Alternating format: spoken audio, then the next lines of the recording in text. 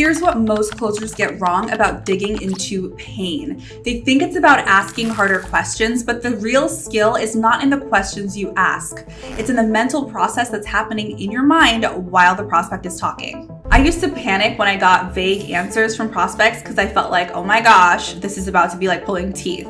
But once I understood this mental framework, everything changed. 3 years ago, I was having panic attacks before my sales calls, and I was getting absolutely steamrolled by prospects because I didn't know how to lead the conversation. Fast forward to last year, I closed over 3.4 million in sales by mastering one thing: how to think like a detective during discovery. So today, I'm gonna break down the exact mental process that I use to uncover real pain, even when prospects are being vague or even being defensive. We're going to cover 3 mental shifts that completely transformed how I look at discovery. First things first, your brain needs to be in problem hunting mode, not solution mode. Second, the psychological principle I use to read between the lines. And third, the mental checklist that tells me when I've actually gone deep enough. By the end of this, you will have a completely different approach to how you handle your discoveries. So the first mental process is going from helper to detective. So here's the problem with the helper mindset. A lot of people go straight into, okay, here's a solution immediately. For example, someone says, oh, I've been struggling with my trading. And then the closer goes straight to, oh, have you never had a mentor? You know, because they're like, I can sell you mentorship. No, this is backwards thinking. Instead, with the detective mindset, your mental process should be, what's the real story here? When someone says they're struggling with something, that's just the surface. Your job isn't to help right away. It's actually to investigate. Here's an example that puts the detective mindset into perspective. Think about it. If someone goes to the police and says that their child is missing, the detective asks a lot of questions to get beneath the surface. They don't just take it at face value and just start roaming the streets looking for the kid, right? They ask strategic questions to get closer to the truth. Because if you're into true crime, you know not everything is what it seems. That parent who's claiming their kid is missing could be the very person holding that child hostage in their basement. So here are the internal questions that you need to ask yourself. What are they not telling me? What is the emotion behind these words? What would actually happen if this problem got worse? For example, if the prospect says, I'm not consistent with my trades, helper brain thinks, I can teach you consistency. Yeah, you just need accountability. Detective brain thinks, what does inconsistent actually mean? What does that look like? Why are they inconsistent? Because the answer to that question is the same objection they'll give you when you drop the investment for your program. The second mental process is listening out for emotional leaks, okay? What are emotional leaks? So these are moments when the prospect accidentally reveals how they feel about their situation. So most closers miss these completely because they're focused on facts rather than emotions. The mental filter that you need to have when you're listening for these leaks are, first, you're listening for frustration words like I keep, I always, it's impossible to ... That shows frustration.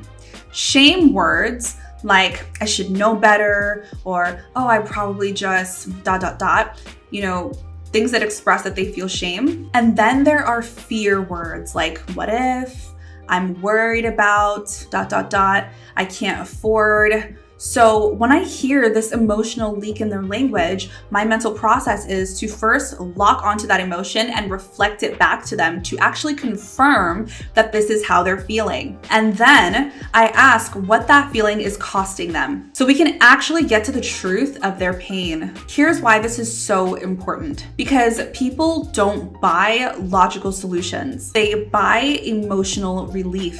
If you can't identify the emotion, then you can't create urgency. The third mental process is the pain depth indicator. So this is figuring out how deep is deep enough. This is a common question that I get. How do I know when I've gone deep enough? So here's a mental checklist to keep in mind after you've uncovered the pain. Can they quantify the cost in terms of time, money, or opportunity? Do they admit that it's actually getting worse?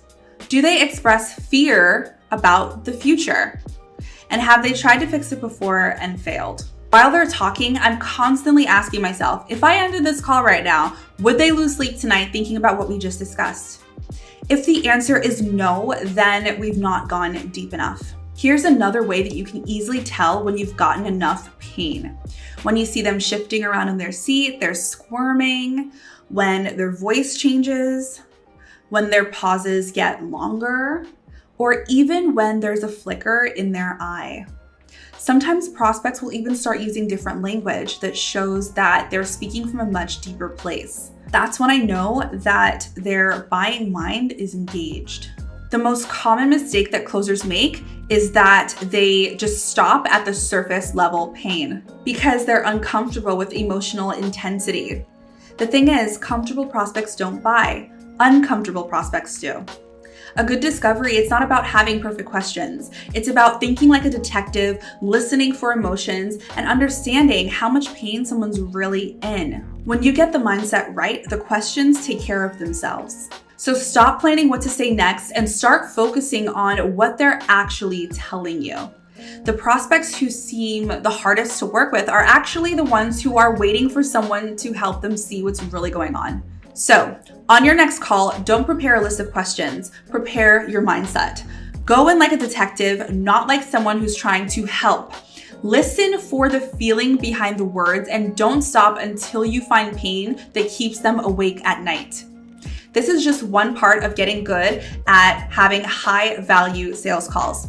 So if you want to see how I help my clients use this and how to earn respect on every call, check out the free community in the description. We go much deeper into my discovery methods and I share with you real call examples that you won't find anywhere else. As always, if you got value from this video, then like and subscribe for more and I will see you in the next one.